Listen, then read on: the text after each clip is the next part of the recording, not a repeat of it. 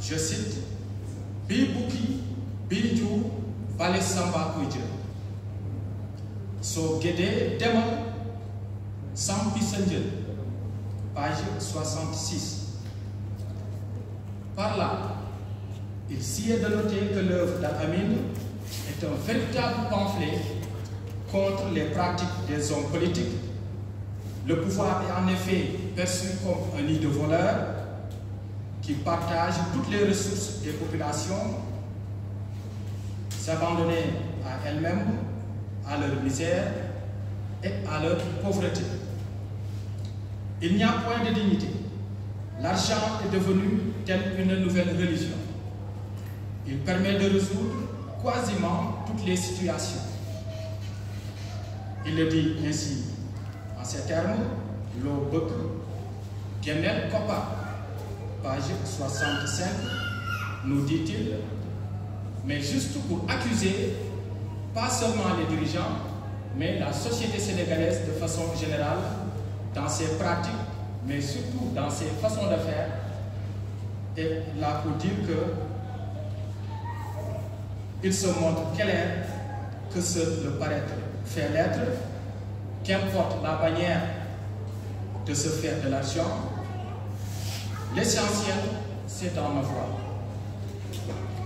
On y assiste à des dirigeants qui dilapident et détournent allègrement nos deniers publics sans reddition de compte. C'est en ce sens que Al-Amin affirme encore ñoom ak seeni doom ñoo nërmeelal sunu koom tax nañu réew mi loof ci ay tolof-tolof. Page 66. Sous cet angle, on peut retenir que ce recueil s'illustre comme une œuvre satirique, une arme de lutte redoutable pour abattre les ennemis du peuple. C'est par la figure historique du Guelewar, je vous renvoie encore à l'ouvrage, page 19, que le poète va se substituer en un justicier, un héros révolté qui entend restaurer l'ordre, le calme et la justice pour redonner le sourire à son peuple. Cela s'explique aisément lorsqu'il clame fort li ñu def Kadhafi doon li ñu gën a métti ñu sol mbubu Guelewar bañ ak fipp la ñuy bayee sunu waa.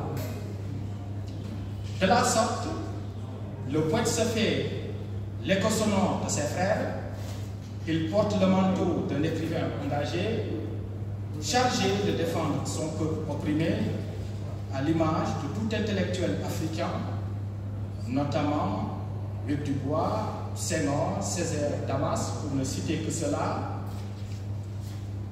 Bien plus, la figure du Guelewar, tant louée par le poète, demeure ici comme un sauveur, celui devant guider son peuple de l'ombre vers la lumière, mais devant aussi faire flamboyer l'avenir. En réalité, le Guelewar de Al-Amin symbolise incontestablement le réveil du phénix africain, porteur d'espoir et de changement. Il est la voix des sans-voix, il magnifie la force et la puissance. Il est également l'incarnation de l'âme des grandes figures politiques africaines. Je cite, ñun le Setti Sankara yi Pankani Che Guevara yor Labiso Mandela sunu mébét ku kawe ni Obama. Page 19. Effectivement, le poète se réclame fort l'idée d'un panafricaniste. Il se voit digne héritier de ces grands leaders cités plus haut, qui avaient toujours de grands rêves pour développer l'Afrique. Donc voilà notre modeste travail.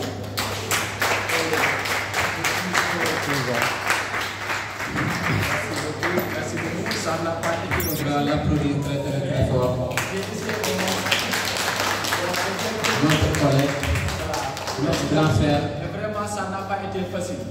En Mais tout sauf cas, que quand il s'agira de vraiment vouloir traduire le Wolof en français, sérieusement parlé, ça a été un honneur pour nous, mais Amine, vous nous avez donné une tâche périlleuse.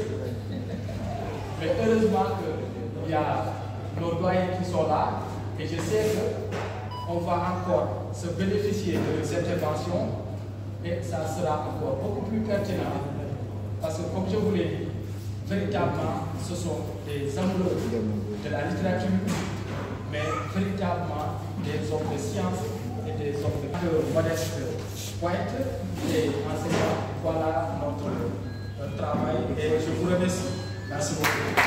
merci.